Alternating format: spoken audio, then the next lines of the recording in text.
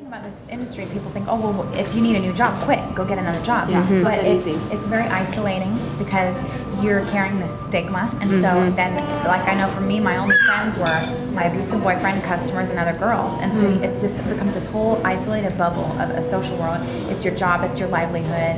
And then a lot of times, there are issues of addictions and issues of mental health disorders and just all these factors that come into play. And just recently, I've been talking a lot about the invisible chains, because when we hear the typical case of sex trafficking where someone is forcibly moved from one place to another and they're held captive, it's easy for us to understand why someone would stay in that. But there's just as many chains when it comes to women in the sex industry, but we can't see them because there are these invisible factors that are coming into place and keeping her oppressed and keeping her to where she literally feels like, I can't get out. I don't know how. And I mean, so many of the women we talk to share that exact sentiment.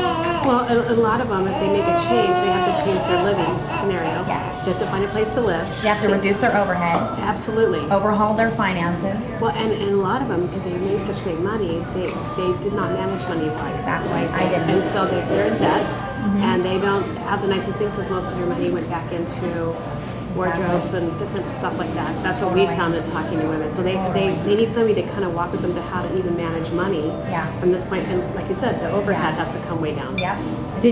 Were you able to get any of your close girlfriends in the club to come out with you, or did you kind of detach yourself? You know what? I really, in some cases, I've reunited in some ways much later, but I had to detach a bit from those personal relationships, at least for a season, because they were a big influence in my life. And at first I thought I could kind of walk that line, but I found that they were having a really hard time with the transition that I was making, because when we start changing and there's transformation happening, I think sometimes it's like putting a mirror in your friends' faces, because they either have to say good for you and support you, which means they have to face some of their stuff if they were walking alongside you, or they have to say you're crazy. And so most of them thought I was crazy.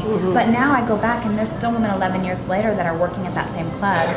And Same club. yeah, and just recently was even able to reconnect with a bartender that worked there, and they're happy for me and excited for me. And now I'm far enough removed that it doesn't affect me as personally, so now I can develop those connections again. The interesting thing is there's one thing that's very striking about it, and what's striking for me is there's such a familiarity that, and you're different now, you're a new creation, but you're in it, but there's something so familiar about the whole thing that it's like, I mean, even the smell of it, so it's like, it is a little bit jolting at first. That's what I think really struck me, was the familiarity of it.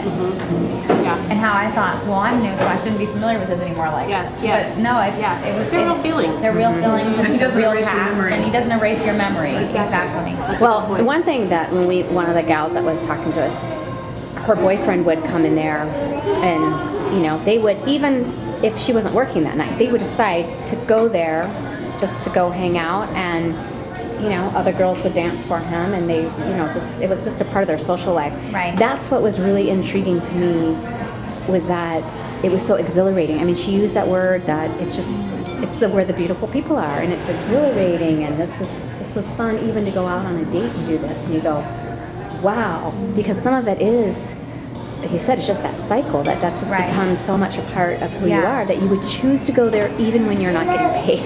Right. Actually, I experienced the same thing where I would hang out with girls outside of the club, and we wouldn't know what to do with ourselves, and we would go to a club, and we weren't working. Same thing. I actually came out here to Arizona to visit my grandmother, and we had our car one night, and I'm like, what should we do? We were driving around, we just didn't know what else to do with ourselves. And it was the only thing that was familiar and comfortable, and where we felt some sense of normalcy. You're welcome.